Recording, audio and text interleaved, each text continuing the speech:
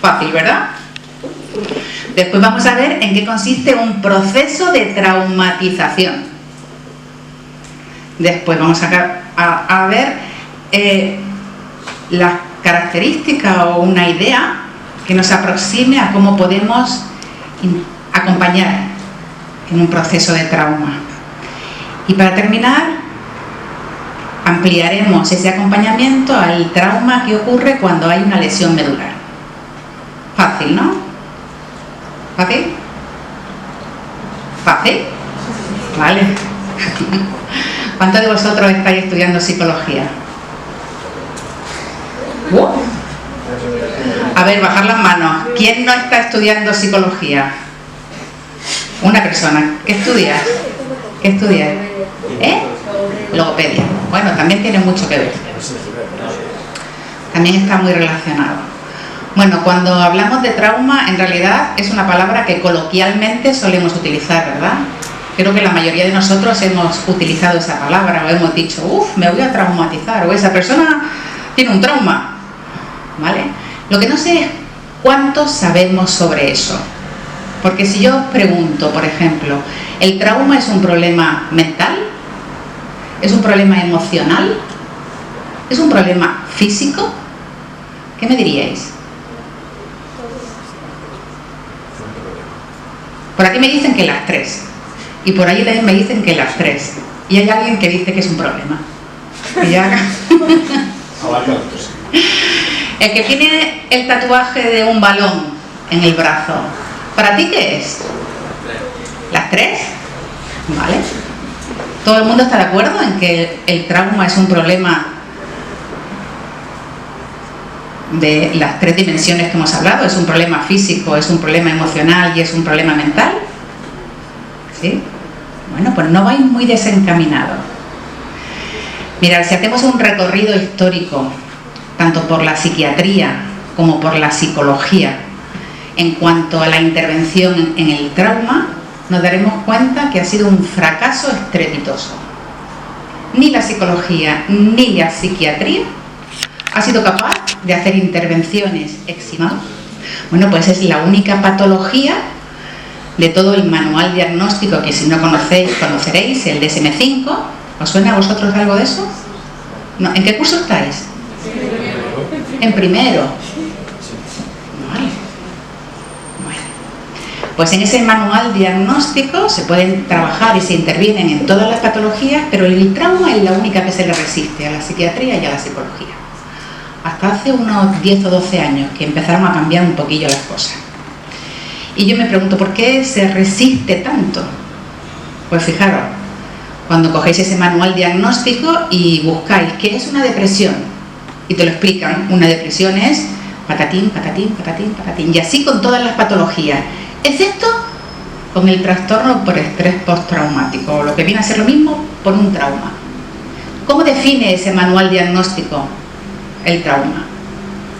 Lo define por el acontecimiento que lo provoca, pero no lo define por lo que nos pasa en el cuerpo o por lo que nos está ocurriendo cuando tenemos un trauma, sino que dice que un trauma es cuando una persona está expuesta a una situación extremadamente anormal o abrupta o intensa. Así define el trauma. Bueno, con esa definición es fácil que la intervención no fuese la más adecuada. Gracias a la neurociencia, hace unos 10 o 12 años empezamos a darnos cuenta de que el trauma no es un problema mental y tampoco es un problema emocional.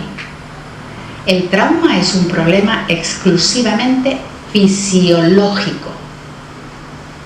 Es un problema físico. Claro, los psiquiatras y los psicólogos háblale de físico. Ahora ya sí, pero antes no. ¿Vale?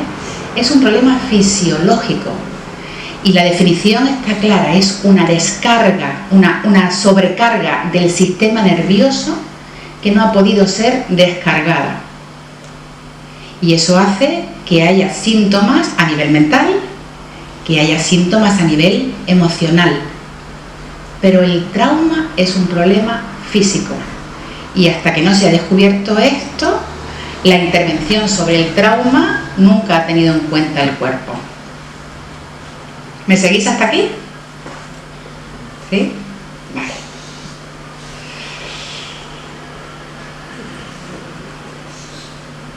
Bueno, pues vamos a hablar un poquito de lo que es el proceso de traumatización.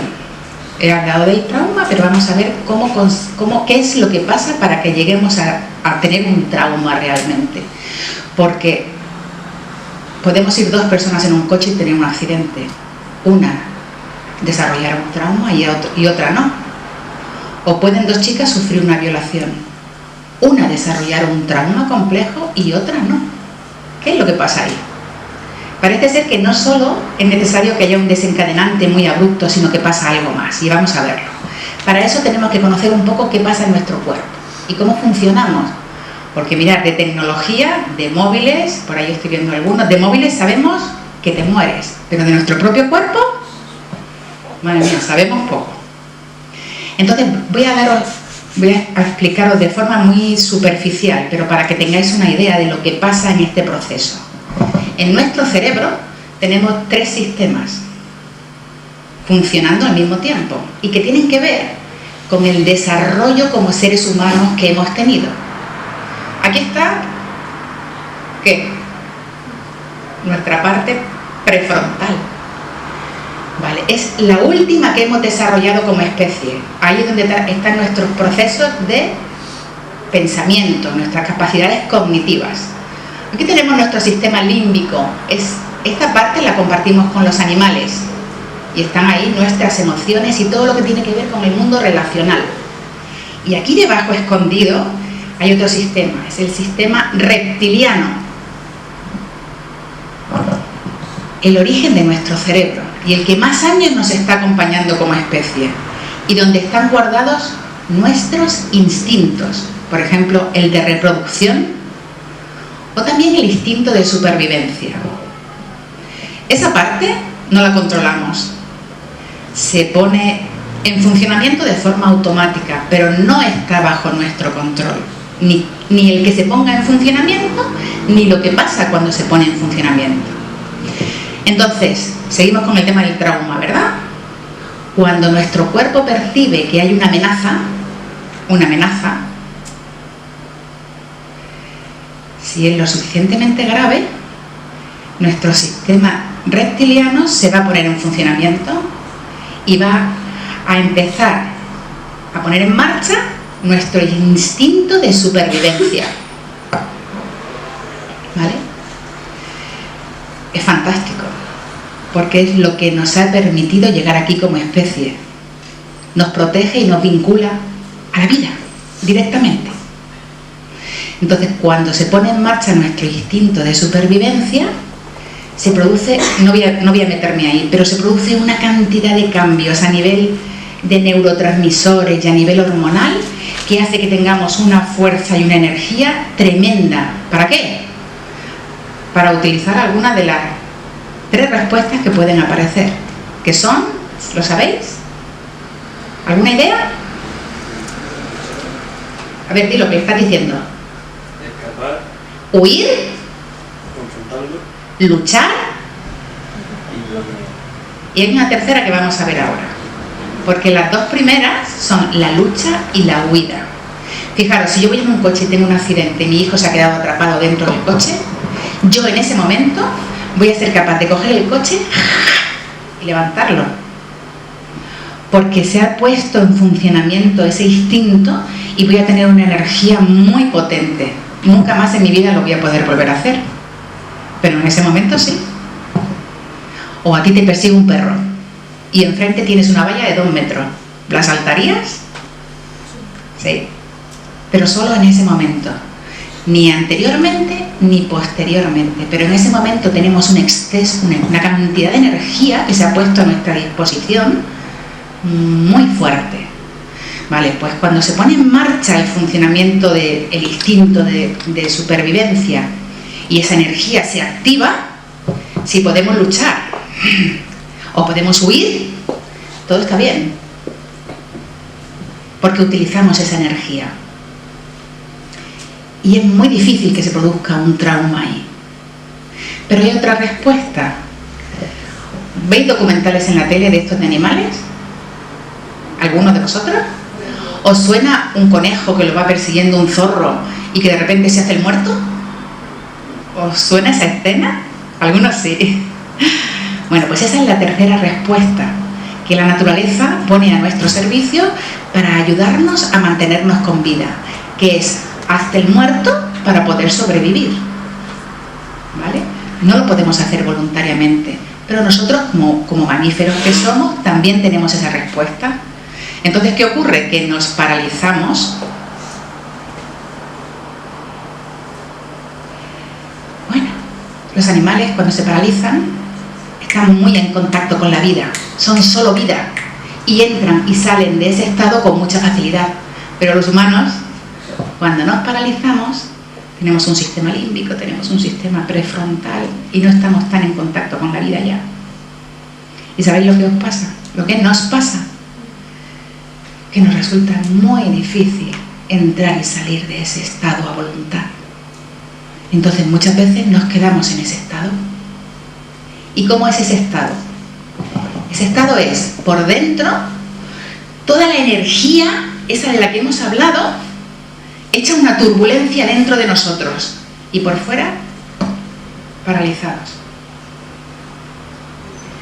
Si a eso le uno que previamente yo he podido estar hiperexcitado, el trauma está servido.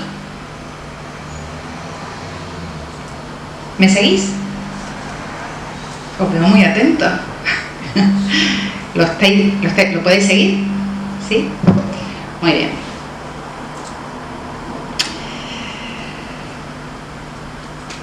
No podemos elegir ni el luchar, ni podemos elegir el huir, ni podemos elegir el paralizarnos. Eso lo hace esa parte de nuestro cerebro de forma automática. Pero ¿qué pasa si yo voy en un coche, tengo un accidente y voy con el cinturón de seguridad puesto? No puedo luchar, me puedo huir, me quedo atrapada ahí con el cinturón. ¿O qué pasa si estoy súper nerviosa porque me van a operar y directamente me meten anestesia en mi cuerpo que desconectan mi sistema nervioso? Tampoco me puedo defender ahí. Cuando nuestro sistema nervioso entiende, o sea, cuando percibimos una amenaza, mejor dicho, y no nos podemos defender, luchando o huyendo porque tenemos el cinturón o porque nos han anestesiado, cuando eso ocurre en nuestro cuerpo se contrae, se disocia y se congela. Y el trauma está servido. ¿Vale? ¿Vais aprendiendo algo sobre el trauma?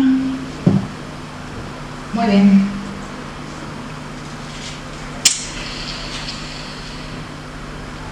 El acontecimiento que provoca un trauma puede ser aquel que suponga que sea demasiado intenso, demasiado rápido o demasiado temprano según nuestra edad. Cualquiera de esos demasiado puede ser un acontecimiento que nos suponga un trauma. Pero, por ejemplo, una insolación puede ser un trauma. Sí, puede dar lugar a sintomatología traumática. ¿Un susto grande puede ser un trauma? Sí, puede ser un trauma. ¿Vale? Una intoxicación en un momento dado puede ser un trauma. En un momento dado puede serlo. Y diciendo esto me pregunto, ¿creéis que alguno de los que estamos en esta sala no tiene algún impacto traumático en su vida? ¿Alguien cree eso? ¿Alguien se siente libre de traumas? Bien, efectivamente. Todos los seres humanos vivimos y experimentamos experiencias traumáticas de mayor o de menor gravedad. ¿Sabéis? Puede ser un trauma chiquitito y acumulo un poquito de cantidad, pero puedo ir acumulando y al final desarrollar un trastorno que me dificulte mucho la vida y que nos pille totalmente desprevenidos, no sabemos por dónde cogerlo. ¿Vale? Bueno, estábamos hablando de que cuando aparece un trauma,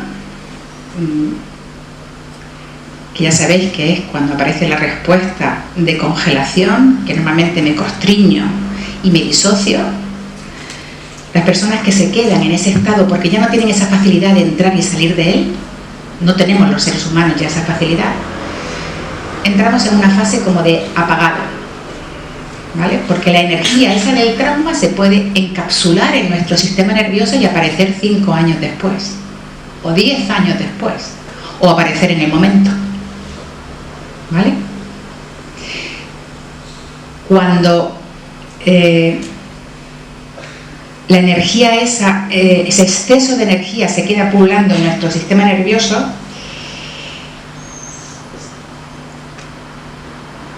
nos dificulta mucho el contacto, estamos en modo apagado y entonces no tenemos facilidad para contactar con nuestro cuerpo. Cuando hablo de que nos disociamos, significa que me separo de mi cuerpo y no entro en contacto con mi cuerpo. Entonces vosotros, como futuros terapeutas, los que se vayan a dedicar a la clínica, es bueno que tengáis ya el conocimiento de que hasta que no se pueda restaurar el contacto con el cuerpo, esa persona nunca va a ser capaz de recibir ayuda. Aunque se la ofrezca, nunca va a ser capaz de recibirla. Lo primero, trabajando con un trauma, es la reconexión con nuestro cuerpo. Y ya que hemos dicho que traumas tenemos todos y tan múltiples y tan variados, os estoy dando una pista acerca de vuestra formación. Imprescindible, hoy en día, trabajando como terapeutas, hacer una formación que tenga relación con lo corporal, con el contacto con nuestro cuerpo. ¿Me seguís? Vale, muy bien. Bueno, para vencer el trauma, ¿conocéis el mito de Medusa? De la mitología griega. Esta mujer que tenía la cabeza llena de serpientes. ¿Sabéis un poco de él? Bueno, según ese mito, esa mujer tenía la capacidad con una mirada de convertir en piedra a todas las personas que mirase. Pero Perseo, aconsejado por Atenea, fue capaz de utilizar un escudo que le sirvió de reflejo y pudo destrozar o destruir a Medusa. Bueno, pues ese mito ejemplifica exactamente lo que pasa con el trauma en las personas. Con esto, ¿qué os quiero decir?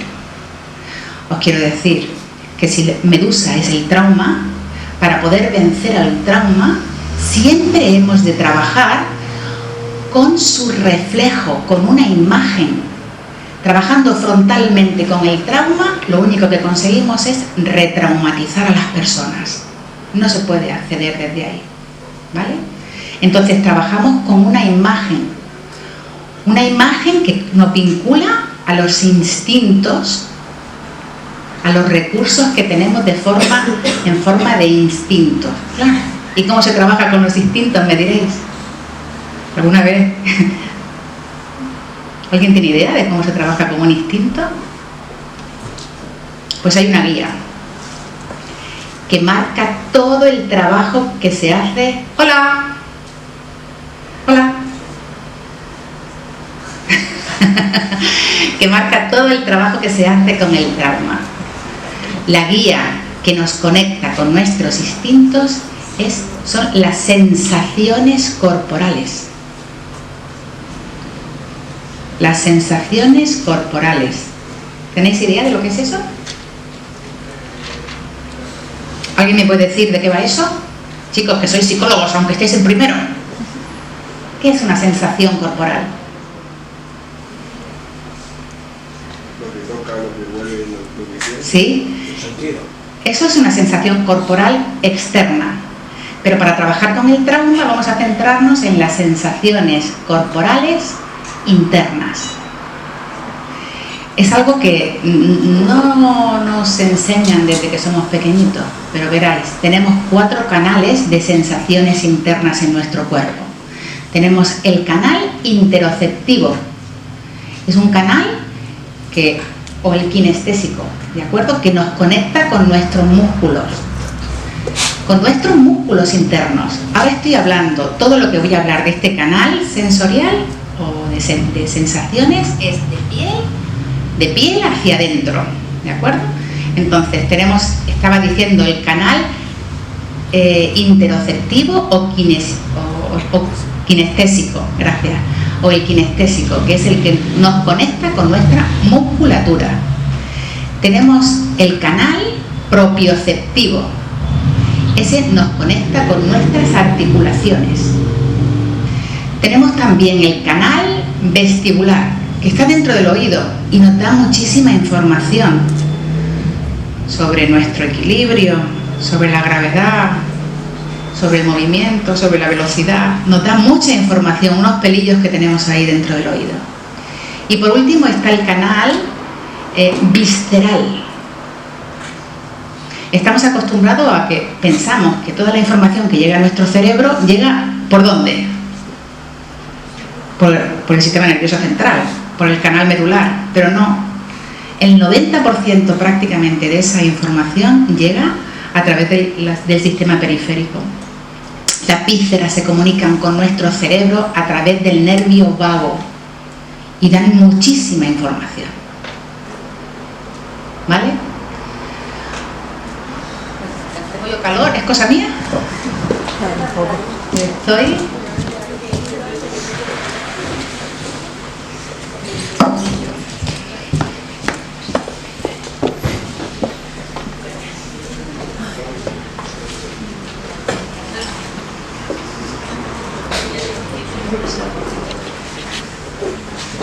¿De salud?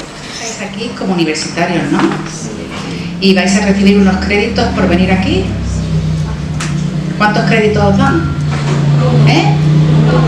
Uno solo, bueno, entonces no es muy grande la pérdida, no los van a poder dar a ninguno. Me acaban de comunicar que hay problemas y que el crédito no os lo van a poder dar. Lo siento mucho. ¿Seguimos con la charla? Muy bien. Sí, vamos a parar un momento, sí, efectivamente, vamos a parar un momento, ¿vale?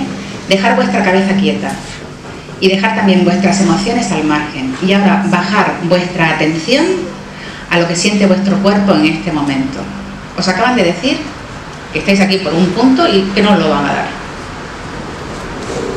Fijaros en qué sensación física tenéis, no emoción, no pensamiento. Bajar la atención a vuestro cuerpo.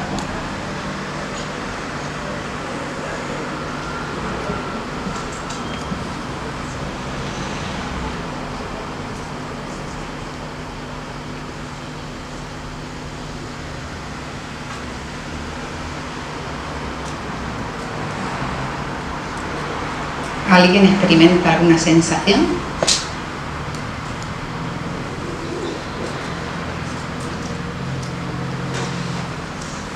¿Nadie? ¿A ti te ha pasado algo aquí? ¿Qué te ha pasado ahí? No bajo por aquí, no por aquí. Efectivamente, le ha bajado por el esófago y le ha empezado a tener... No, dolor no, pero... Sí, sé qué sensación. Vale, pues aquí tenemos un gran terapeuta para el futuro. Es imprescindible que tengáis contacto con vuestras sensaciones corporales para poder acompañar a alguien en un proceso de trauma, porque es por ahí por donde lo vais a poder acompañar al otro, a través de las sensaciones corporales.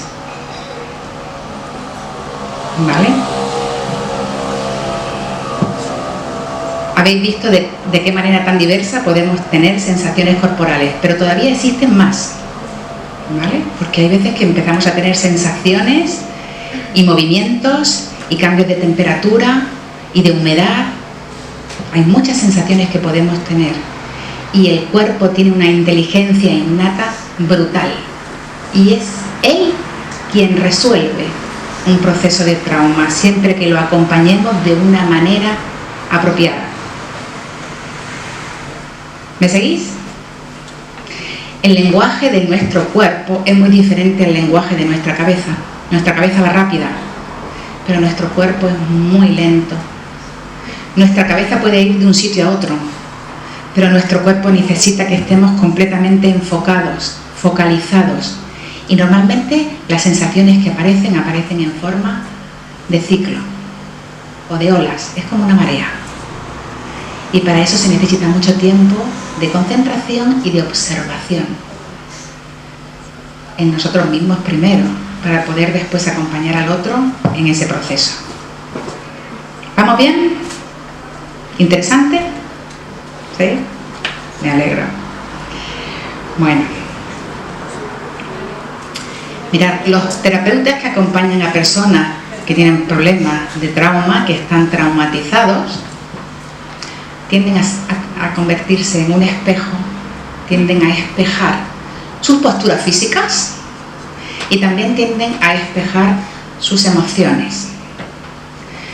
Y atento, porque las emociones que surgen cuando hay un impacto traumático son emociones muy intensas, de rabia, de tristeza, de cólera, de impotencia, de culpa, de vergüenza.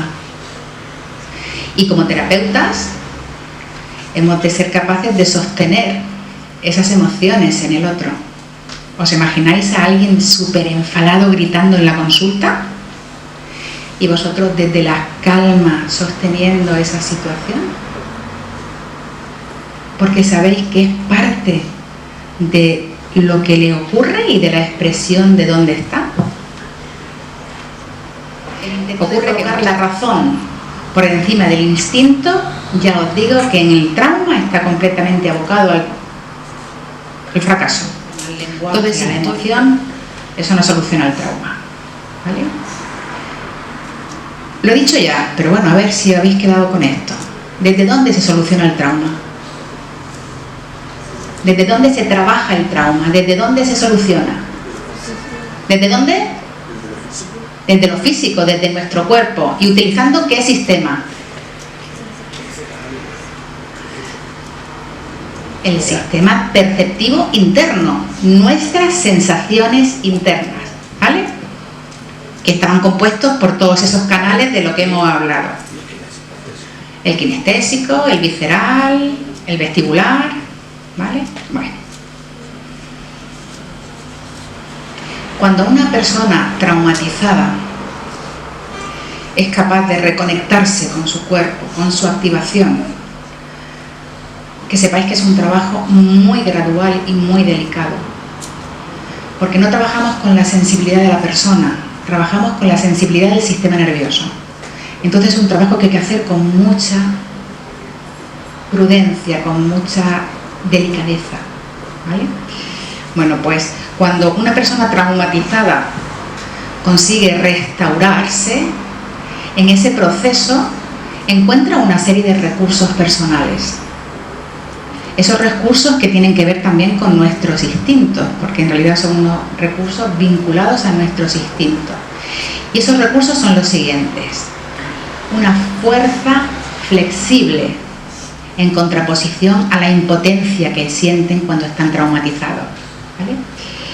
Una sana agresividad, como la capacidad que tenemos de encarar cualquier situación de amenaza en la vida, ¿vale? Una recuperación de la autoridad y del poder personal y la capacidad de orientarnos para situarnos en torno a nuestro contexto y a nuestras circunstancias. Eso es lo que encuentra una persona cuando se recupera de un trauma. Y gracias a esos recursos consigue el cuerpo, en el momento que él lo decida, hacer una liberación de esa energía que tiene ahí capsulada. Liberación que en la práctica clínica tengo que deciros cómo se produce. Porque cuando yo digo liberación, ¿en qué pensáis vosotros? No se grita, no se golpea. Se produce en forma de sudor. La persona empieza a sudar mucho, o en forma de temblores. Exactamente igual que los animales. Todo nuestro cuerpo empieza a temblar. A veces se ve y a veces no se ve, ¿vale? Y hay una tercera forma de liberación que yo lo he visto, no está descrita en ningún libro, pero es que se sueltan olores. No sé si de alguna manera en un impacto traumático encapsulamos algún tipo de olor en nuestro cuerpo y somos capaces de liberarlo cuando se trabaja el trauma, pero es normal que la consulta se llene de olor, un olor característico de cada persona. ¿Vale? ¿Seguimos? ¿Seguimos un poco más? ¿Sí? Bueno.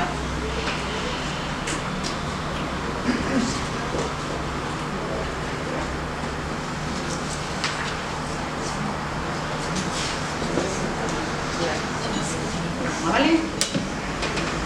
Voy a empezar a leer para ir un poco más rápida, porque si no leo me extiendo mucho. Entonces voy a empezar a leeros un poco para que tengáis las ideas claras. Si alguien quiere tomar notas es un buen momento para hacerlo, porque son las ideas claves para acompañar en un proceso de trauma. ¿De acuerdo? Lo primero es que tenemos que tener conocimiento sobre cómo funciona el cuerpo y también sobre cómo se produce un proceso de traumatización. Intervenir en un trauma, si no se conoce el cuerpo o no se conoce este proceso, puede dejar a la persona en muchas peores condiciones de las que estaba. Así que, ojo. Segundo, establecer un entorno seguro. Solamente si trabajamos desde la seguridad, creando un contexto seguro y de una forma gradual, conseguiremos que el sistema nervioso haga la liberación. Si en cualquier momento se siente el sistema nervioso, ante el más mínimo, ante un juicio, por ejemplo, que hagamos, o ante un gesto que le hagamos a la persona, es suficiente para que la descarga ya no se produzca. ¿Me seguís? Vale. Hay que alentar la exploración y la aceptación de las sensaciones corporales. Fijar que estamos aquí un montonazo de personas. Os he puesto un pequeño, que por cierto lo del crédito era una broma, no era una broma, era poneros en una situación. Hay que trabajar con la sensación sentida, ¿de acuerdo? Hay que sentir todo eso. Si yo te pregunto a ti cuál es un recurso tuyo, ¿cómo te llamas? Sí, que sí, has puesto cara de que has dicho, ¿esto qué es? Lo que me estás diciendo, ¿no? Yo soy Bruno. ¿Cómo? Bruno. Bruno, muy bien, Bruno. ¿Tienes algún recuerdo en tu infancia, por ejemplo, de un momento de sentirte completamente seguro? Dios, sí, de golpe no. Voy a pensar. Dale un poco de tiempo, con tu abuela, en una playa, en un monte, debajo de una cama, dentro de un armario, con alguna mascota. Un pequeño momento. Puede ser con un vecino, un amigo de mis padres en mi casa. Vale, con unos amigos de tus padres en tu casa. Muy bien. Pues ahora, después de decirme eso, trabajaríamos tu conexión con el cuerpo. Y ahí tendríamos un recurso de seguridad. Pero lo tendríamos en tu cuerpo. Y eso nos serviría para trabajar luego con el trauma. Porque necesitamos tener una serie de recursos. ¿Lo has comprendido ahora? Vale. También es muy importante dosificar el tiempo de contacto que tenemos con en el trauma. Las sensaciones y las emociones son muy difíciles. Hay que dosificar el tiempo que tenemos de contacto con esas emociones o con esas sensaciones, ¿vale? Y lo que se hace es pendular entre el vértice o el vórtice del trauma y el vórtice del recurso. Llevo a una persona donde está el trauma y la vuelvo a llevar donde está el recurso. Y en esa pendulación, bueno, pues se puede hacer que la persona produzca la liberación. ¿Vale? Hay que desarrollar también un registro de experiencias positivas, de defensa activas y de poder. De la misma manera que hemos dicho antes, anclándolas en el cuerpo. Hemos de separar el condicionamiento que se produce entre el miedo y la impotencia y la inmovilización, y también entre la excitación y la inmovilización. Chicos, entiendo que acceder a esto en una hora es misión imposible, ¿vale? Hay muchísima información y es muy difícil, pero con que os quedéis con algo yo ya estoy contenta. Es importante también promover la autorregulación. Cuando aparezca un estado de hiperactivación, poder descargarlo sutilmente, pero que se produzca una descarga suave. Y por último, orientar siempre al aquí y a la ahora, ¿vale? Cuando una persona está traumatizada, no tiene el reflejo de orientación que tenemos todos de forma natural. Entonces no identifica los peligros, por ejemplo. Por eso trabajar el aquí y ahora es muy importante. Bueno.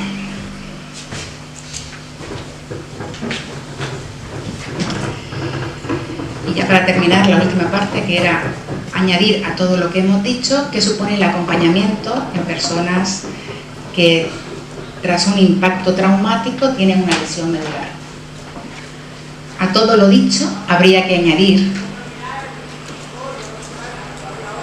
el acompañamiento de personas que han sufrido una lesión medular. Es un impacto traumático tan importante y con tantas secuelas que realmente es como si habláramos de una muerte y un renacimiento. Y la intervención ahí, digamos que va a la par entre arte y ciencia. No lo podemos separar. Y cuando acompañamos a una persona con lesión medular, con un impacto traumático, donde su vida se va a transformar completamente, nos entregamos no solo con nuestra formación como terapeutas y con nuestra formación personal, sino entregamos nuestra mente, entregamos nuestras emociones y entregamos nuestro espíritu, porque es un trabajo en el que la conexión divina con la fe, con la esperanza, con la reverencia es importante. Por tanto, como terapeutas, es un campo a explorar en cada uno de vosotros para trabajar en acompañamiento en trauma con una persona que tenga una lesión medular. ¿Vale? Ello hace que como terapeutas tengamos que tener una mirada muy activa hacia nuestro autoconocimiento. ¿Lo entendéis? ¿Me seguís? Vale. Aparte de tener conocimiento en la intervención terapéutica y conocimientos específicos sobre trauma. Cuando hablo de autoconocimiento, ¿sabéis a lo que me refiero? ¿Tienes alguna idea de lo que es el autoconocimiento? ¿No? ¿Ninguna? ¿Alguien tiene alguna idea de lo que es el autoconocimiento? Conocerse a uno mismo. Es tomar conciencia de quién somos, de cuáles son nuestros miedos, de cuáles son nuestras creencias, de cuáles son nuestros límites, de cómo distorsionamos la realidad, de cómo gestionamos nuestras emociones, de cómo toleramos la frustración, de cómo nos sentimos ante la vulnerabilidad del otro, etcétera, etcétera, etcétera. Es tener un conocimiento de quién somos nosotros, porque es la única forma de poder sostener cuando nos encontramos delante a otra persona y de poder acompañarlo en que desarrolle quién es el otro. ¿Vale? En la lesión medular también hay que estar muy atento a no caer en la trampa, porque ves a alguien en una silla de ruedas y se nos encoge un poco el alma, ¿verdad? Y hemos de estar muy atentos a no caer en la trampa del victimismo o de la manipulación o del despotismo. Hemos de estar un poco de atentos, porque cada uno antes de una lesión medular era quien era, y eso va a seguir estando ahí. ¿Vale? Muy importante no tener simpatía, sino tener empatía, no contagiarnos de lo que sienten los demás. Y imprescindible para trabajar con una persona que tiene un impacto traumático cuya consecuencia es una lesión medular, imprescindible que seamos capaces de dignificar su situación. Imprescindible, porque las personas con una lesión medular tienen un destino grande. Eso en sistémica familiar se ve. Tienen un gran destino. Y como terapeutas hemos siempre de respetar ese gran destino. Al mismo tiempo que hemos de ser capaces de fluir nosotros mismos con la vida, con la pura vida. Porque hemos de detectar en cualquier momento, porque puede ocurrir en cualquier momento, dónde está esa chispa de vida con la que puedes enganchar a esa persona para que transite. Bueno, lo tenía previsto aquí hablar para ello, pero se nos está haciendo un poco tarde y no voy a hablar de ello. Pero eso lo encontráis en cualquier manual. Cómo se maneja el acompañamiento en un duelo. Pues aquí sería igual. Aunque sepáis que en los libros viene todo muy clasificado, muy ordenado y luego va todo junto en la práctica clínica. ¿Vale?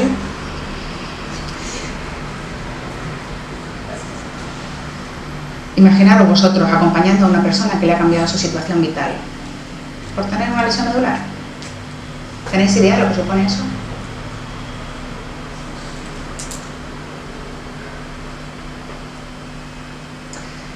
solamente es que no vaya a poder volver a caminar, es que a lo mejor me he convertido, depende de dónde tenga la lesión, de lo alta que sea, en una persona completamente dependiente. Eso significa que voy a necesitar permanentemente a alguien al lado mío para que me cuide o para que me asista, para que me vista, para que me dé de comer, para que me acompañe a ir al baño, que he perdido mi capacidad de hacer pipí o caca por mí mismo. Es una situación donde los dolores son diarios, donde aparece la espasticidad, donde aparecen escaras, donde el ritmo de mi vida ha cambiado por completo,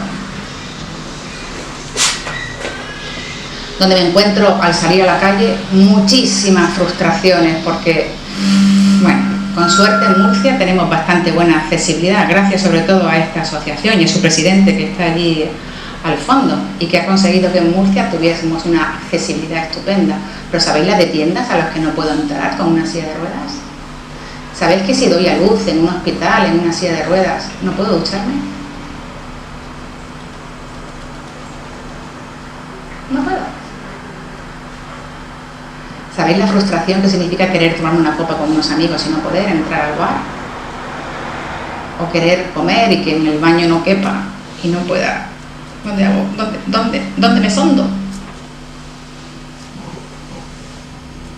Bueno, pues acompañar a esa persona a reencontrarse con la vida. Es posible, pero hay que tener conocimiento sobre uno mismo, sobre lo que es la intervención terapéutica y sobre lo que es el trauma. Me podría extender un poco más, pero creo que ya con esto termino. Así que ha sido un placer compartir con vosotros y espero que, bueno, lo tenía previsto aquí hablar para ello, pero se nos está haciendo un poco tarde y no voy a hablar de ello. Pero eso lo encontráis en cualquier manual. Cómo se maneja el acompañamiento en un duelo. Pues aquí sería igual. Aunque sepáis que en los libros viene todo muy clasificado y muy ordenado y luego va todo junto en la práctica clínica, ¿vale?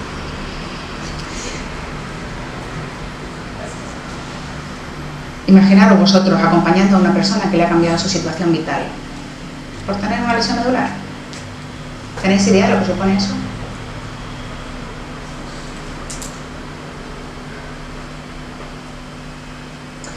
No solamente es que no vaya a poder volver a caminar, es que a lo mejor me he convertido, depende de dónde tenga la lesión, de lo alta que sea, en una persona completamente dependiente.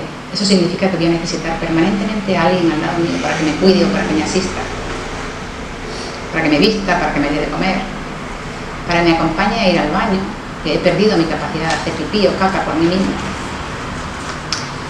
Es una situación donde los dolores son diarios, donde aparece la espasticidad, donde aparecen escaras, donde el ritmo de mi vida ha cambiado por completo,